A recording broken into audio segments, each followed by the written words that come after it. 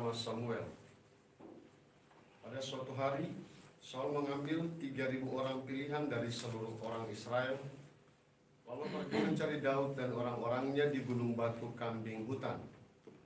Maka sampailah Saul ke kandang-kandang domba di tepi jalan. Di sana ada gua, dan Saul masuk ke dalamnya untuk membuang hajat, tetapi Daud dan orang-orangnya duduk di bagian dalam gua itu. Lalu berkatalah orang-orang itu kepada Daud, "Telah tiba hari yang dikatakan Tuhan kepadamu. Sesungguhnya aku menyerahkan musuhmu ke dalam tanganmu. Maka perbuatlah kepadanya apa yang kau pandang baik." Maka Daud bangun, lalu memotong punca jubah Saul dengan diam-diam. Kemudian berdebar-debarlah hati Daud karena telah memotong punca jubah Saul. Lalu ia berkata kepada orang-orangnya, "Dijauhkan Tuhanlah kiranya daripadaku untuk melakukan hal yang demikian kepada Tuanku, kepada orang yang diurapi Tuhan. Dijauhkanlah aku dari menjamah dia, sebab dialah orang yang diurapi Tuhan." Dengan perkataan itu, Daud mencegah orang-orangnya. Ia tidak mengizinkan mereka bangkit menyerang Saul. Sementara itu, Saul bangun meninggalkan gua, hendak melanjutkan perjalanannya.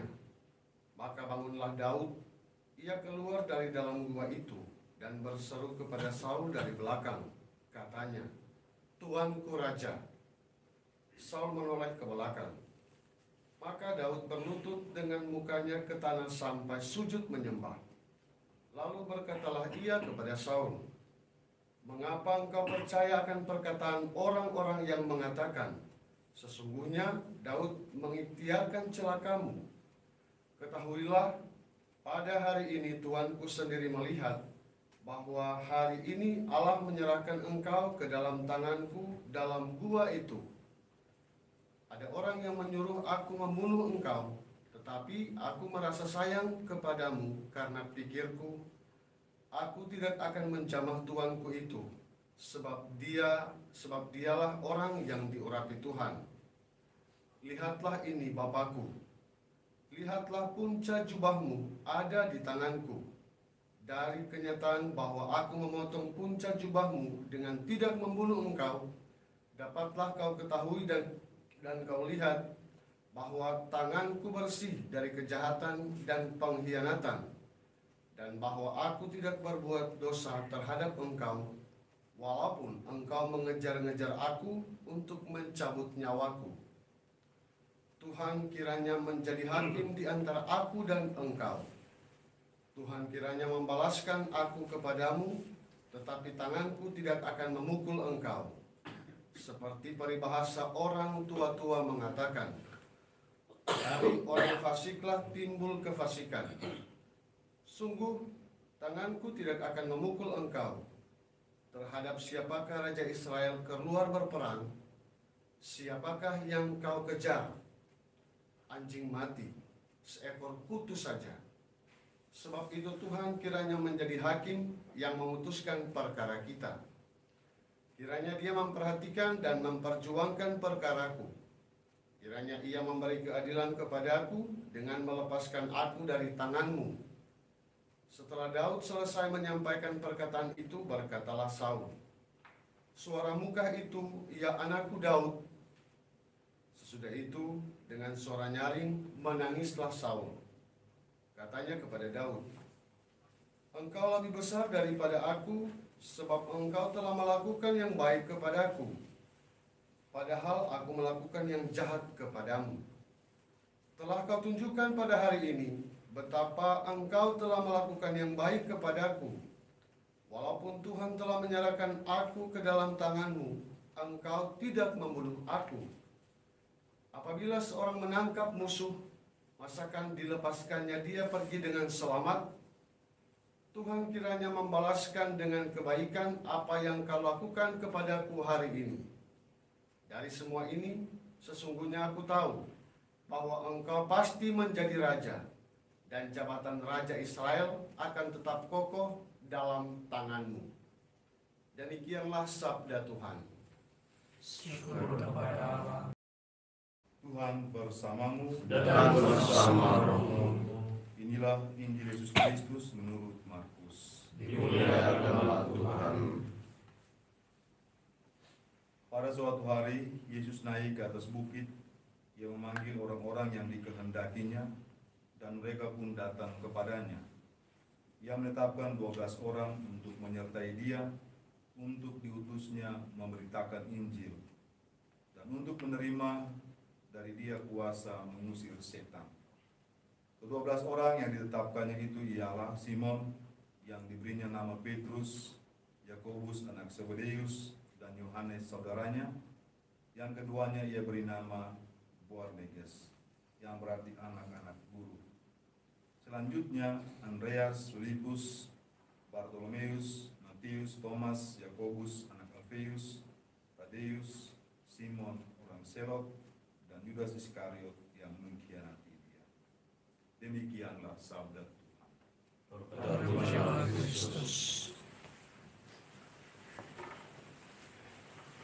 Para pastor, diakon, saudara-saudari yang terkasih, kehidupan sosial umat manusia tidak terlepas dari hubungan dengan suatu otoritas. Dimanapun kita hidup, kita bergerak dan beraktivitas, di sana kita akan selalu berada di bawah satu otoritas tertentu. Kenyataan bahwa mereka yang memegang kendali atas otoritas yang diemban kadang tidak selalu memuaskan semua orang. Pada akhirnya menimbulkan berbagai macam respon, baik positif maupun negatif, terhadap otoritas tersebut. Dan tak terkecuali juga dalam konteks kehidupan umat Kristiani. Tidak banyak orang yang memiliki sikap hati yang lembut dan dekat terhadap kehendak Tuhan seperti Daud. Apalagi jika hal tersebut berhubungan dengan perebutan kekuasaan. Dalam bacaan pertama yang kita dengarkan tadi, kita melihat suatu teladan yang luar biasa dari Daud ketika merespon Raja Saul yang datang dengan ribuan pasukan khusus untuk membunuhnya. Para pengikut Daud mendorongnya untuk membunuh Saul, tetapi Daud memilih untuk tidak melakukan itu. Apa yang dia katakan? Dijauhkanlah Tuhan Allah kiranya daripada aku untuk melakukan hal yang demikian kepada Tuanku, kepada orang yang diurapi Tuhan, yakni menjamah dia, sebab dialah orang yang diurapi Tuhan. Dari jawaban Daud kita menjumpai 3 hal penting tentang karakter Daud. Pertama, ia memiliki hati yang mudah mengampuni. Meskipun Daud menjadi buronan dan hidup dikejar-kejar teror kematian dari Saul, namun ketika memiliki kesempatan emas untuk membunuh Saul, Daud tidak melakukan. Sebaliknya, ia ingin menunjukkan kebesaran hatinya dalam hal pengampunan. Daud demikian telah menggenapi firman yang disampaikan Tuhan Yesus 1000 tahun kemudian, soal mengampuni musuh dan mengasihi mereka. Yang kedua, ia masih tetap menghormati Saul sebagai raja. Meskipun di hadapan Tuhan, Daudlah raja baru yang telah diurapi untuk menggantikan Saul. Kecenderungan sikap manusia yang bisa kita adalah membalas dengan berbagai macam hal, termasuk mengganti nama musuhnya dengan sebutan-sebutan yang tidak pantas. Namun hal itu tidak dilakukan oleh Daud. Daud dengan penuh rasa hormat tidak menyebutkan nama Saul, tetapi menggantinya dengan sebutan kehormatan, Tuanku, di hadapan para pengikutnya. Dibanding dengan kita orang Indonesia, misalnya Jokowi, Jokodo, Anies Baswedan, Anies Edan, dan seterusnya seperti itu. Hal ini seharusnya merupakan suatu pelajaran berharga bagi kita umat Kristiani. Otoritas di atas kita mungkin saja melakukan hal-hal yang tidak sejalan dengan kita, namun penghormatan kepada otoritas yang Tuhan berikan bagi mereka tidak boleh hilang. Kita harus bersikap seperti Daud, tetap menghormati meski disakiti, tetap menghormati walaupun kita tidak suka, itu waktu luar biasa. Yang ketiga, Daud menghargai dan menghormati pengurapan Tuhan atas Saul. Daud menghormati otoritas yang diurapi Tuhan, meskipun otoritas tersebut telah menyimpang.